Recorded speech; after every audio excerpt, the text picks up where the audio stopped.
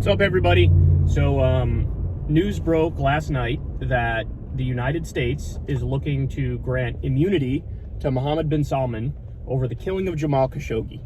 And the Biden administration actually weighed in on the side of MBS when they didn't even have to say anything. There was some sort of court filing and they could have just kept their mouths shut, but they said, no, we want to request immunity for MBS over the killing of Jamal Khashoggi. So, as Mac said to us in DMs, this is like quite possibly record levels of cuckery. I mean, the cuckdom is off the charts on this one. So, I mean, look, why do I think they're doing it? It's oil. It just all comes down to the oil, right, Crystal? I mean, I guess so. That's the only thing I can figure. But, like, at this fucking point, are you serious? I mean, first of all, it's a direct breaking of a promise that Biden made on the campaign trail, where he said he would make Saudi Arabia pariah and that he would hold them accountable for the killing of Jamal Khashoggi. Okay, so that's step one, is he lied to the American people and broke a promise. Number two is that, you know, he went once gas prices were going up, but he was desperate. He went and visited Saudi. So that was really the first breaking of the promise. He did his famous fist bump with MBS. And the administration thought they had secured a promise from MBS to up oil production through the OPEC cartel. Instead, they dropped production by a massive amount, even more than, I mean, this partly also really benefits Russia, but it was even more of drop in production than Russia had asked for. So this was the most direct fuck you could possibly get. Right after that, there were more administration noises over, like, you know what, maybe we're going to do some things differently in this relationship. Of course, none of that has come to pass, in spite of the fact that you had members of Congress like Ro Khanna, give him a lot of credit on this, saying, listen, we got to stop selling our weapons to Saudi Arabia. Like, it's time to totally change and transform this relationship. So not only has the administration not done jack shit in terms of actually changing the Saudi relationship, now they have gone a step further, and when they did not have to, is going to bat for MBS and giving him total immunity, arguing for total immunity in the killing of Jamal Khashoggi, a journalist. American, by the way. And remember, the Saudis, through lobbyist Norm Coleman, former U.S. Senator, just gave $94 million to Republicans in the previous election, in the midterm elections. And so they're actually, it used to be the strategy that, you know, you sort of back both horses, so you hedge, so no matter what happens, you're going to get your way. They sort of switched that and went all in on supporting Republicans.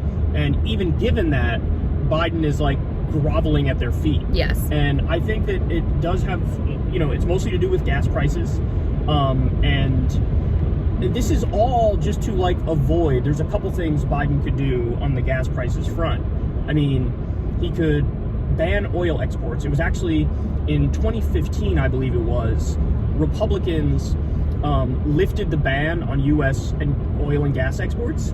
And so now about 40% of our oil and gas is exported. Well, if we put that ban back in place, then obviously that'd be much better domestically in terms of the prices here. And of course, the other thing, which isn't even really on the table, but would be something that could lead you to totally sever ties with Saudi Arabia, is if you nationalize the oil industry and we have direct control over.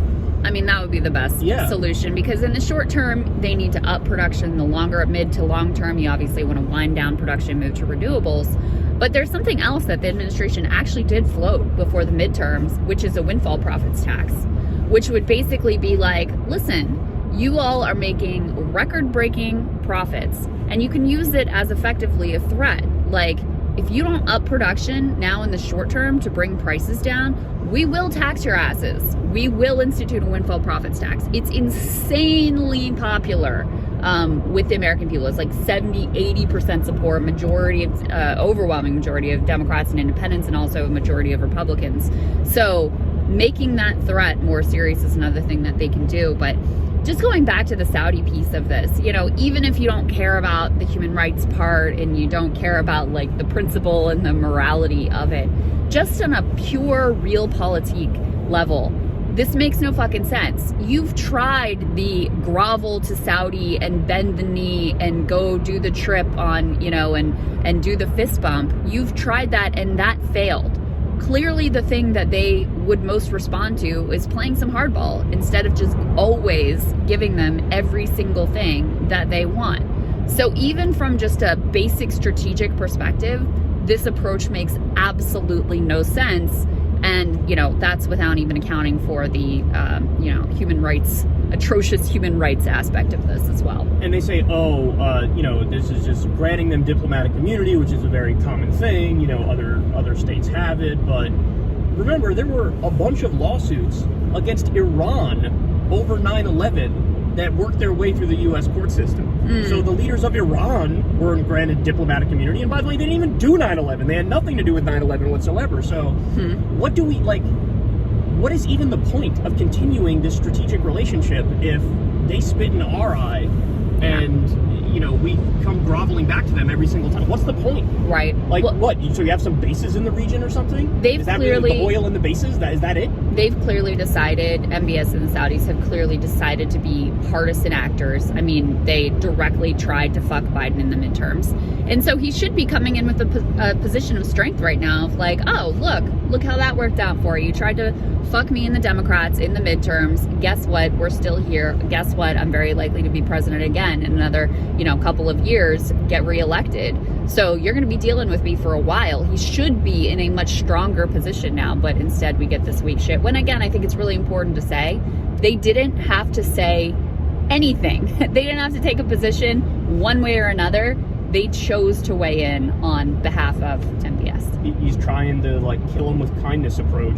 But again, I come back to, like, why do you even need the strategic relationship anymore? And maybe there is a reason that I'm not thinking of, right? That people can enlighten me on, but it just strikes me that if it's all about the oil, there are other ways we can handle the oil issue. Yes. And if it's all about the bases in the region, there are other ways we can handle that too. So I don't, like, it just strikes me as the height of cuckery, if you ask me. Yeah, and it's not like they've backed us up in terms of, like, our policy with regard to Ukraine either. They've basically taken Russia's side there too. So some great friends we got there. Yep. Great job, guys.